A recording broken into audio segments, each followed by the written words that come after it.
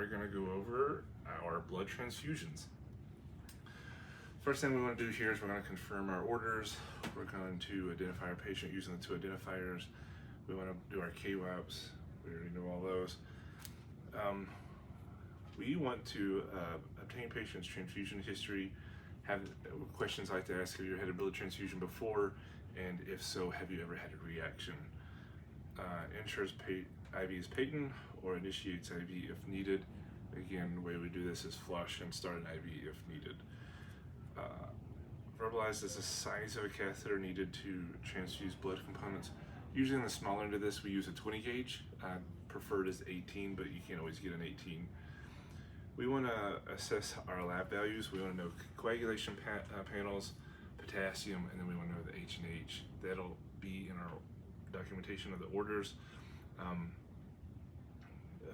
Blood products can increase your potassium, and we want to know the H and H because that's actually usually why we're giving the blood.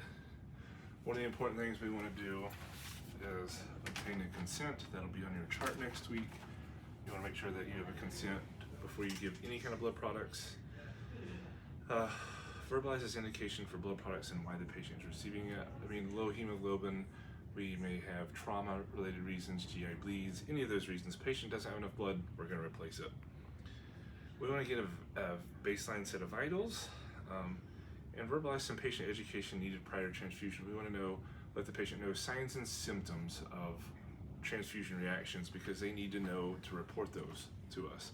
They also need to be aware that though blood is tested very thoroughly, there are certain risks that come with getting blood transfusions. They can still get HIV, hepatitis, any of that stuff. We're going to pre-medicate per orders. You may have some orders next week that will tell you that you need to pre-medicate the patient. Sometimes people do, if they've had a previous transfusion reaction, they can get Tylenol or ibuprofen, just depends. Verbalizes which IV solution is used with blood administration. Why normal saline is the only solution that we give with blood. If you give stuff like D5 or anything else, it can actually break down the blood products. The first thing we want to do is prime our bag. Blood tubing is a little bit different than our primary tubing that we've just done. We want to spike your saline bag. Your blood tubing may look different than this. All of it is a little bit different. With the clamps on your blood tubing, you want to make sure that they're both clamped and we're only opening one when it's ready to be used. I would open this one up because I'm ready to prime this bag. I'll squeeze this little thing here, and then I want to prime it through to the rest of my bag here. Now I've primed my saline. I would hook this up to my patient, and I would do that before going. I want to make sure that my IV is going before I go to the blood bank. At this time, I've got my blood infusing, or my saline infusing.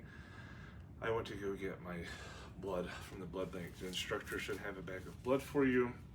I'm going to go to the instructor. You're going to complete a 2-person verification.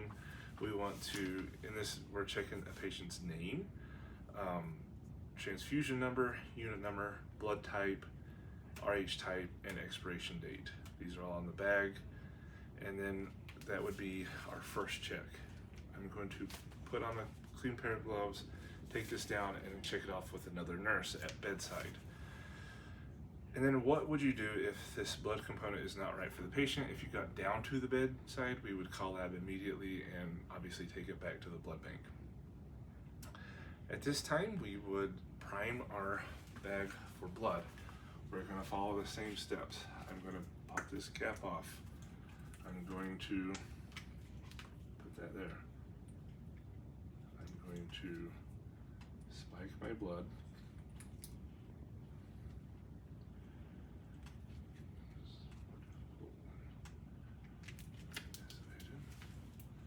Now,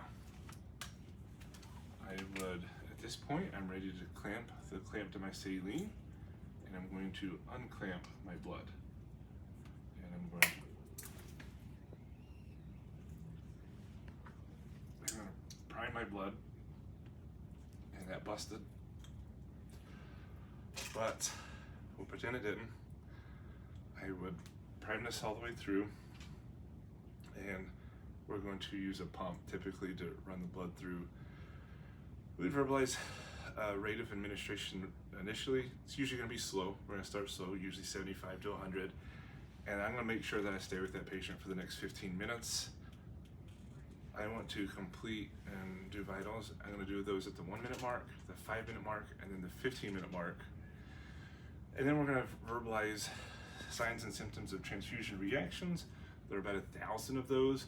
You can have fevers, chills, any of that stuff. Look those up and just state a few of those. We're going to verbalize the treatment of a transfusion reaction. What we're going to do if that patient starts to experience those, the first thing we're going to do is stop the blood. We're going to slam in some normal saline. We're going to check those vitals. We're going to call our doctor and the blood bank, give medications as ordered. We want a urine sample, and that's kind of where we're going to go from there. After blood infuses, we're going to flush this line with normal saline to make sure that all the blood goes in. We're going to verbalize length of time blood can hang, no more than 4 hours.